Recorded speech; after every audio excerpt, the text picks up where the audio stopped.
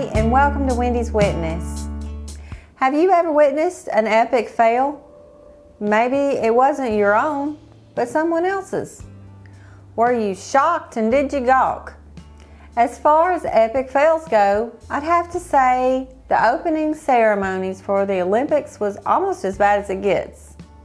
We wouldn't expect our faith to be openly mocked, or would we? For those of us who know what time it is, we are fully aware that in the last days there will be many epic fails, while there will also be a departure from the faith, and the love of many will grow cold.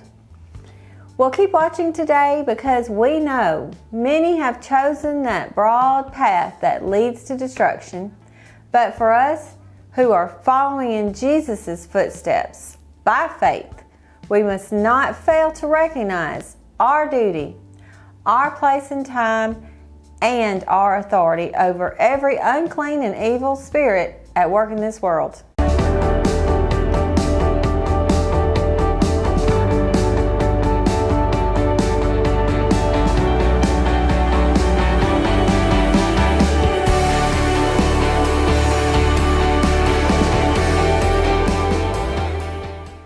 When have we ever been more aware of what it costs to stand for our faith? God's standards are what we're called to live by, and those standards are in direct opposition to worldviews. Everywhere we look, we're reminded that this world is not our home. However, it is our duty to occupy. And while we do, we reveal that light within us and season our speech with salt. There are two kingdoms, the kingdom of light and the kingdom of darkness. They are not easily confused. They're very forthcoming. We are light, and light prevails over the darkness always. Believe it or not, we glow everywhere we go. I'm going to let you in on a secret. God is not willy-nilly. He's got it all figured out. What year were you born? God's doing. What ethnicity are you? God again. Where in the world were you born?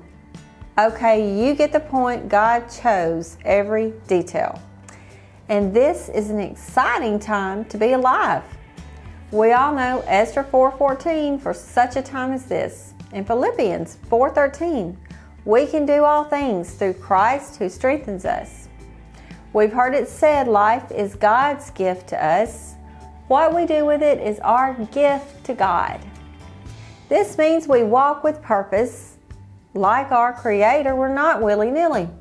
God will provide you with divine appointments. Nothing is by chance. Your circle of influence is handpicked by God. Even though we notice the darkness growing around us in the world, remember, you are responsible for spreading light wherever God has placed you at this point in time. How many of you know our battle's not against flesh and blood? Flesh and blood is what we see, right? So that means we fight an invisible enemy? Well, how do you fight something you can't see? You develop your spiritual senses and you ask God for discernment. You study your adversary by reading the Bible, which tells you his tactics. After all, he deploys the same methods now that he did back then. Notice the spirit behind the attack. Noticing that gives you the upper hand because Satan has overplayed his cards, which means he tries to make you think his position is better or stronger than it actually is. The devil is a defeated foe. Jesus already won the victory when he rose from the dead. And he was given all authority, and now we have been given authority too. Jezebel was not just an evil woman married to Ahab in the Old Testament. Jezebel's mentioned in Revelation while the church is being addressed. That's because the Jezebel spirit is alive and well today. Remember the showdown with Elijah and the Baal prophets. Who won? Well, of course, God did. But even so, when Jezebel threatened Elijah's life, he ran in fear. Why is that?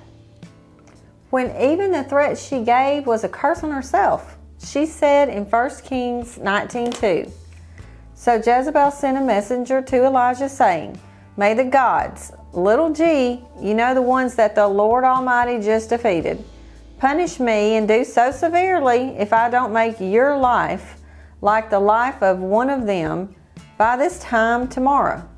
Why did this scare Elijah? He just witnessed the fact that God, the God he served, was all powerful.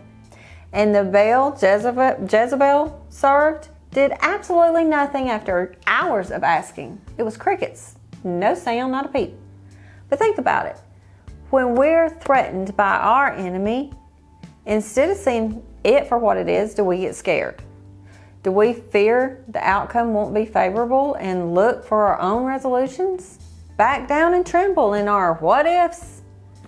What should Elijah have done? The same thing that we should do. Stand up to that bully. Roar like the lion who is in us. Believe our God is greater and bigger and better than anything that threatens to steal our peace or come against us. Well, thank you so much for watching. I pray that God blesses you, and I'll see you next week. Remember, we are all witnesses.